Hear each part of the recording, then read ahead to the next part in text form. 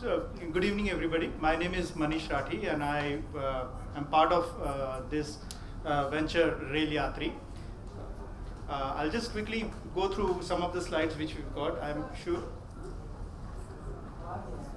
Okay. These are my talking points today, and I'll kind of cover across who we are and what are the kind of, where did we get this idea, and what kind of traction we are seeing along with the services which we provide as of today. We've been around here for about 3 years now, and today we are one of the India's one of the leading community of train travelers.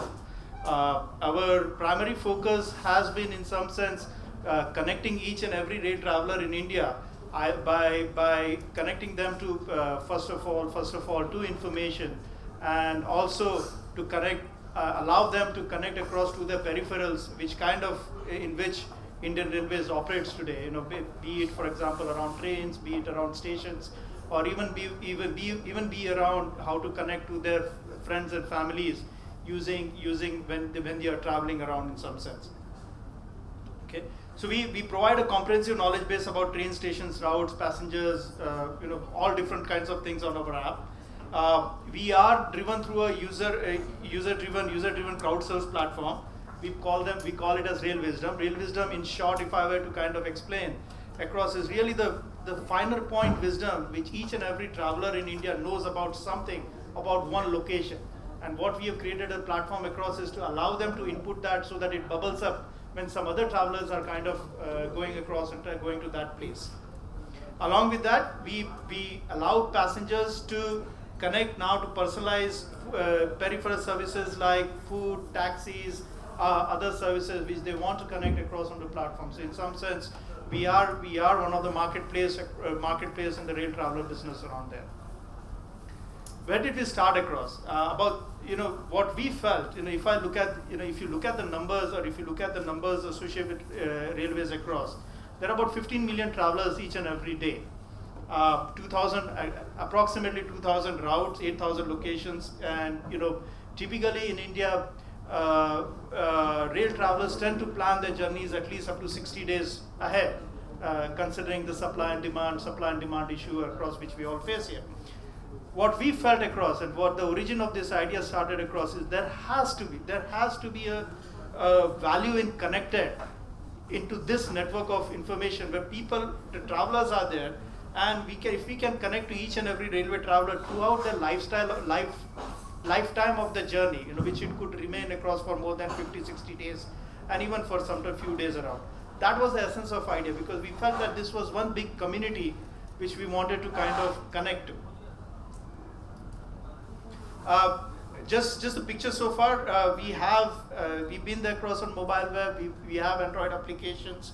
We are building up features which are kind of trying to target different type of traveler base in India, be it across as a short distance traveler, commuters versus non-commuters, people who are going on vacation versus people who are going across business.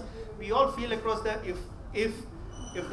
what we are trying to do is provide the services around, tailor that to that persona of traveler across in India. Okay.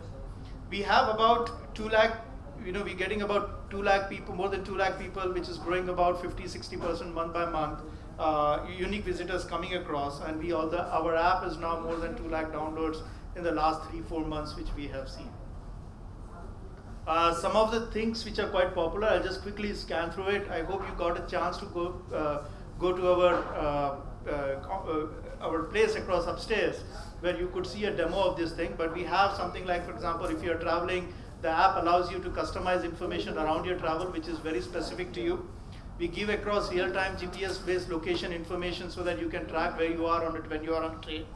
We mine a lot of historical data and kind of try to predict across things, especially things like, for example, if your ticket is in a waiting list, what is the probability of it getting confirmed over historical data, and those kinds of things. So the idea of what we have across is, in some sense, the travelers like us, we are all travelers, our information can help across other information you can harness on top of that. One of the things which we have built up, which we are very proud about, is building up a real-time kind of an alert engine. Think about it very similar to a weather alert service. Things things in a big network like railways, things can go wrong sometimes in a different way. So what we have done across is an alerting platform which customizes information based on where your location is, what trains you're traveling upon, and those things around. So if, for example, if there is an accident somewhere between, let's say, Lucknow and around Lucknow, it figures out automatically because of things which areas and which cities and which trains could make use of this information in some sense. There's a rail wisdom where, as I think I talked about at the start, where really the travelers at the ground are giving out their information for the larger benefit up there. We track across different type of information which are happening, things like accidents, things like rush. We've collected a lot of historical data where we know what kind of rush events are going to happen throughout the year, and it happens year after year. And we kind of alert that with the platform using the platform associated with that. We call it as hotspots.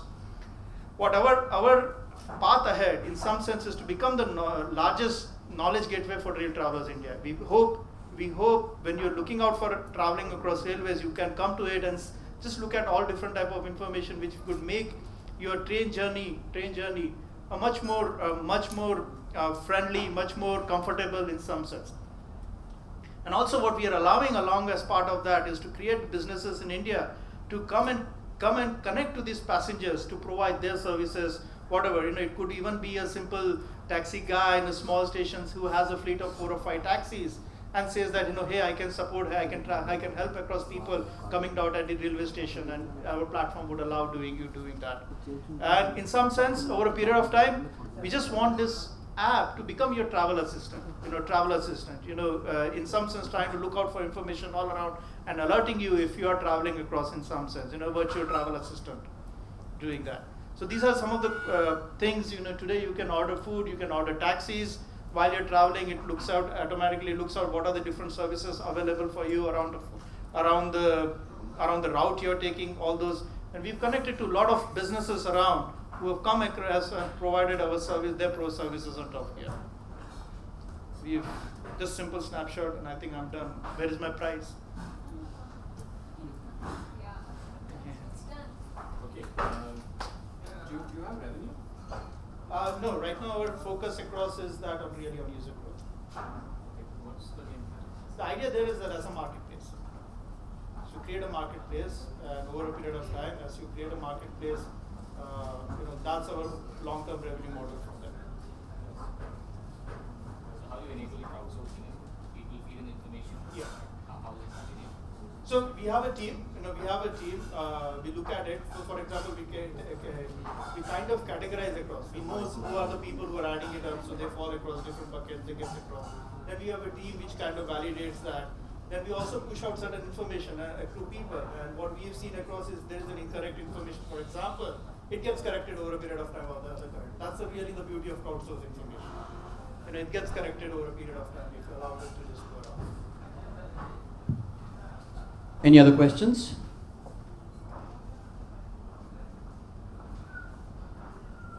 Go ahead. You can just speak up. Mike, please. Hold. Apps in general is that you really need huge amounts of traction, right? Before, can you hear me now? So I was saying that the challenge with crowdsourced applications and in general businesses is that you need huge amounts of traction before you get relevant information, and typically by the time the user is already bought out of it because he's tried it once, he's not got the accurate information, and he's like that he does not trust the application. How do you think you would overcome that challenge? Because to build that sort of attraction, either you need to be well funded to really spread across. That's just a problem that I'm anticipating, looking forward to an answer for general. Absolutely. Yeah, it takes time. It takes time. Look, if you look at it, and I'll give you one simple statistic. Wikipedia, how many people are contributing to Wikipedia? Just 7% of people. So there are more consumers as compared to more producers. That's the first problem you face. So if there are more consumers and lesser producers, you really need to have a longer period of traction time before you even kind of get a valuable content coming across. So first, to answer your first question, yes, it's absolutely right. It takes time, and we've been there for about last 1 or 2 years, and it's been a exercise which we have been doing an ongoing basis across. What's the current traction like? So we get about, as I said, about 2 lakh users a month, more than 2 lakh unique users a month.